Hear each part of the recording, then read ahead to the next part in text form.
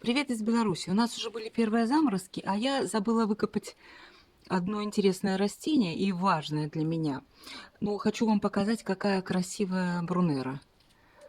Вот недавно я себе ее приобрела, одну мне подарили, а два сорта купила. Я вам показывала в прошлом году. Вот сейчас такая красавица. Даже осенью, смотрите, уже вторая половина октября, а тут у меня красота. Брунер, конечно, любит тенистое место, но этого добра полно. Так вот, тут у меня еще моя вот эта вот бегония. Тоже вам ее частенько показывала. Да, это махровая, вегетативная. Но у меня экземпляр в теплице уже стоит. Я его сохраняю, а это прошлогодний маточник. Уже попал под заморозки. Бегония, конечно, боится. Так вот он, вот этот гелихризум. О, смотрите, какая красотища. Я специально высадила кустик себе на маточник молодой, на лето сюда. О, аж заплелся в самшит.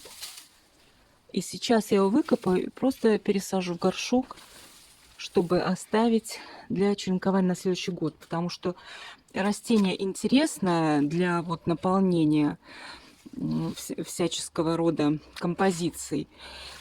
И вы знаете, кто уже попробовал из моих покупателей, они его очень ценят. Но не всем удается его сохранить, конечно, поскольку ему надо прохладная зимовка в виде там молодого растения или черенка.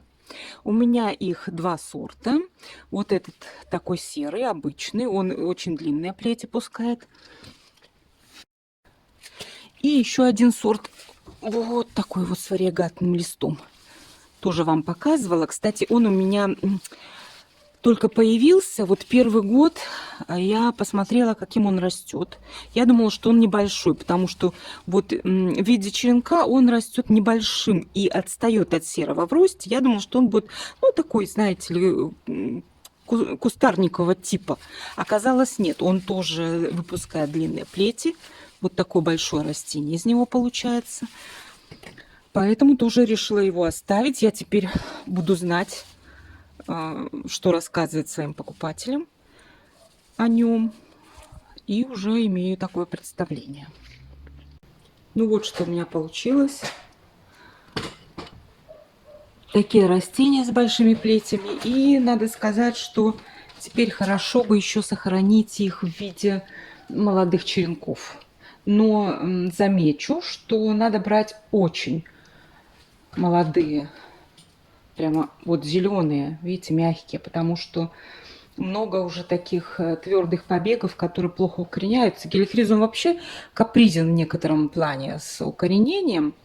Вот. И здесь тоже вот такие буду брать совсем, видите, зелененькие. Ему нужно сразу буквально его поместить в тепличку, чтобы он не подвял, потому что если подвянет, будет плохо укореняться. Вот в этом плане он капризен. А так, в принципе, можно вполне его укоренить. Но уже, конечно, с октября лучше с досветкой. Покажу еще, что оставила на маточник. Вот висит у меня в теплице вот такая традисканция. Мне она очень понравилась. Висела у меня не совсем в хорошем месте, где только пеларгония выдерживает на юго-западной стороне. Очень там яркое солнце. И она немножко так, знаете, подгорала, но выдержала все испытания. И сейчас уже не так видно, а так она каждый день распускает вот такие нежные белые цветочки. Каждый день новые. И это настолько нежно смотрится и красиво. Ну и еще один плюс: абсолютно неприхотливо. Абсолютно.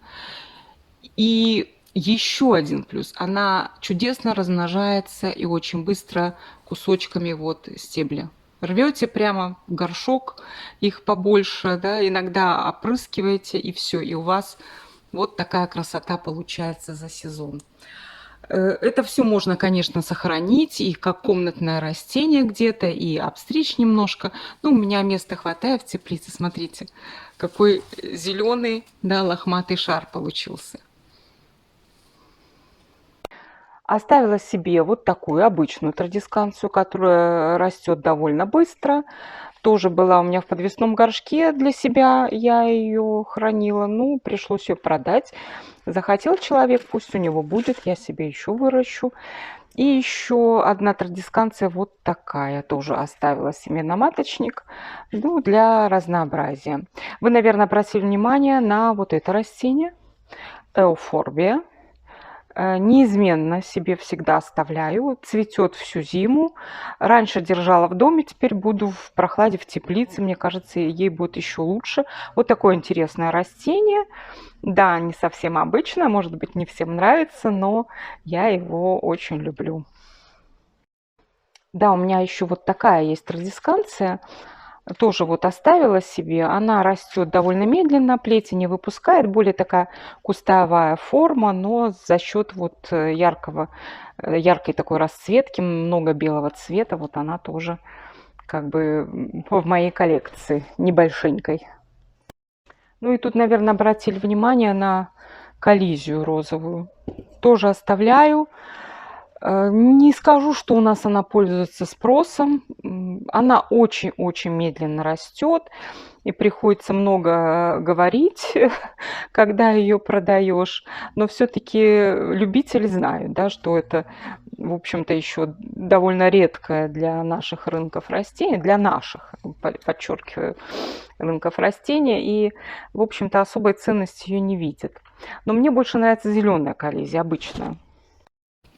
Неизменно каждый год себе тоже делаю горшок такой вот зеленый. Это уже самый-самый поздний, потому что было раскуплено все. Есть у меня уже постоянный клиент, хозяйка одного кафе, очень полюбила вот эту коллизию. Она не цветочница, поэтому ей надо что-то простое в уходе, чтобы росло, чтобы до самых заморозков. Она даже небольшие заморозки вполне себе переносит. Поэтому коллизия подходит вот таким людям, которым не надо ни цветов, ни особого ухода, но чтобы что-нибудь было зелененькое. А искусственные цветы как бы вешать не хочется. Это вот заменит все. Все функции соединит в себе.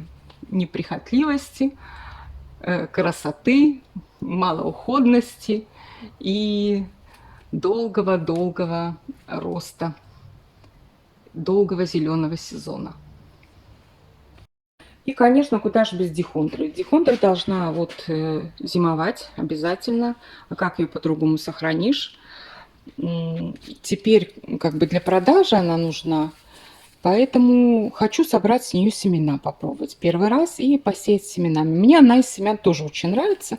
Я уже как-то сеяла, но покупными семенами. А это вот есть такая возможность, можно будет и собрать. Так что в октябре занимаюсь вот собиранием маточников, их обработкой от насекомых, от болезней. Ну а вы чем занимаетесь в октябре? Пишите. У меня на сегодня все. Пора прощаться. До свидания. Надеюсь, до скорого.